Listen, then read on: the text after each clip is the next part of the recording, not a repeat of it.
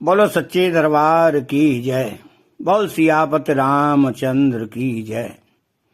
ऐसी ही कहानी सुनने के लिए चैनल को सब्सक्राइब करें, बेल आइकन घंटी को दबाएं और कमेंट बॉक्स में एक पत्नी के नाम का, माँ लक्ष्मी के नाम का कमेंट लिखें।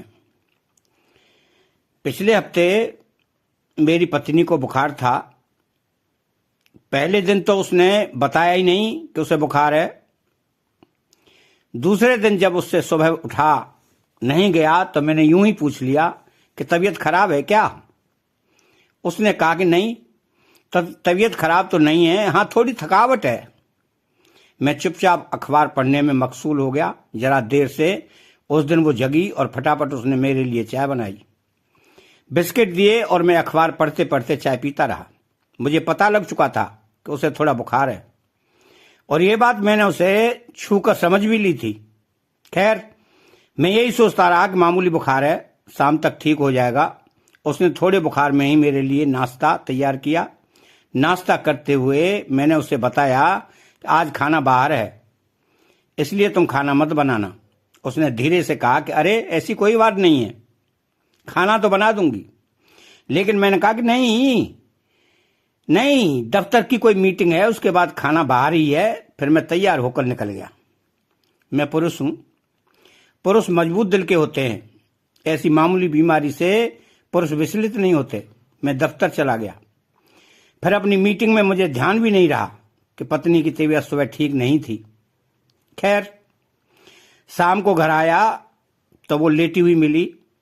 उसे लेटे देखकर भी दिमाग में एक बार नहीं आया कि यही पूछ लूं कि कैसी तबीयत है।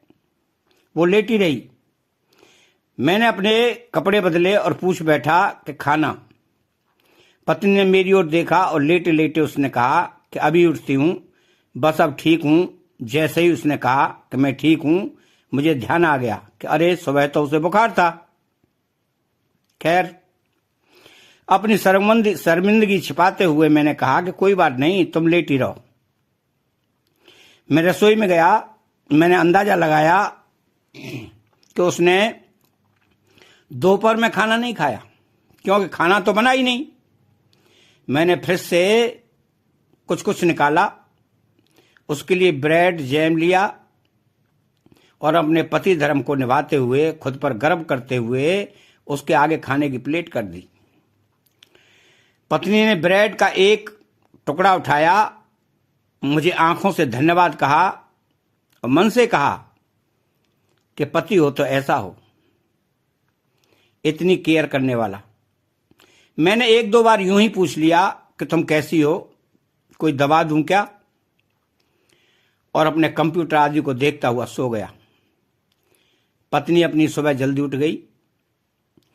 मुझे लगा कि वो ठीक हो गई है और मैंने फिर उसके बुखार पर चर्चा नहीं की। मैंने मान लिया कि वो ठीक हो गई है। कल मुझे सर्दी हो गई थी, 2-3 बार छींक आ गई थी। घर गया तो पत्नी ने कहा कि तुम्हारी तो तबीयत ठीक नहीं है। उसने सिर पर हाथ रखा और कहा कि बुखार तो नहीं है, लेकिन गला खराब लग रहा है। ऐसा कर, तुम लेट जाओ, मैं सरसों का तेल गर्म करके छाती में लगा देती हूं। मैंने एक दो बार कहा कि नहीं, ऐसी कोई बात नहीं है, लेकिन पत्नी ने मुझे कमरे में भेज ही दिया। मैं बिस्तर पर लेटा ही था कि मेरे लिए शानदार काढ़ा बनकर आ गया। अब मेरा गला खराब था तो काढ़ा बनना ही था। काढ़ा पीकर लेट गया। फिर 10 मिनट में गर्मा गर्म सूप सामने आ गया। उसने कहा कि गर्म सूप से गले को पूरी राहत मिलेगी।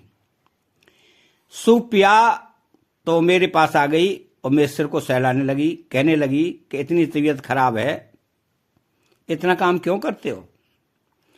बचपन में जब कभी मुझे बुखार होता था, मां सारी रात मेरे सिरहाने बैठी रहती।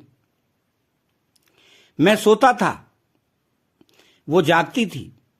आज मैं लेटा हुआ था, मेरी पत्नी मेरा सिर सहला रही थी। मैं धीरे धीरे सो गया। जागा तो वो गले पर विक्स लगा रही थी। मेरी आंख खुली तो उसने पूछा, कुछ आराम मिल रहा है। मैंने हाँ में सिर हिलाया। तो उसने पूछा कि खाना खाओगे? मुझे भूख लगी थी। मैंने कहा हाँ। उसने फटाफट रोटी, सब्जी, दाल, चटनी, सलाद मेरे सामने परोस दिए और आधा लेटे लेटे मेरे मुंह में कौर डालती रही। मैंने चुपचाप खाना खाया और लेट गया। पत्नी ने मुझे अपने हाथों से खिलाकर खुद को खुश महसूस किया और रसोई में चली गई। मैं चुपचाप लेटा रहा, सोचता रहा कि पुरुष भी कैसे होते हैं। कुछ दिन पहले मेरी पत्नी बीमार थी। मैंने कुछ नहीं किया था और तो और एक फोन करके उसका हाल भी नहीं पूछा।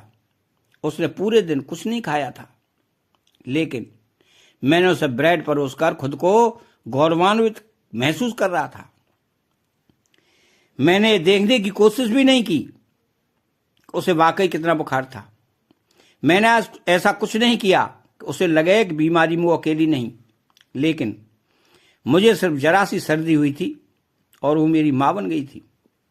मैं सोचता रहा कि क्या सचमुच महिलाओं को भगवान एक अलग दिल देते हैं? महिलाओं में जो करुणा और ममता होती है वो पुरुषों में नहीं होती क्या? सोचता रहा। जिस दिन मेरी पत्नी को बुखार था, उस दोपहर जब उसे भूख लगी होगी और वो बिस्तर से उठ न पाई होगी, तो उसने भी चाहा होगा कि काश उसका पति उसके पास होता। मैं चाहे जो सोचूं, लेकिन मुझे लगता है कि हर पुरुष को एक जन्म में औरत बन करके ये समझने की कोशिश करनी ही चाहिए कि सचमुच कितना मुश्किल होता है औरत होना, माँ होना, बहन होना, पत्नी होना। कहानी अच्छी लगी हो तो कमेंट करके जरूर बताएं, जिससे मेरी हौसला अफजाई होती रहे। और एक बार फिर चैनल को सब्सक्राइब करें, बेल आइकन घंटी को दबाएं और कमेंट बॉक्स में जय मां लक्ष्मी लिखें।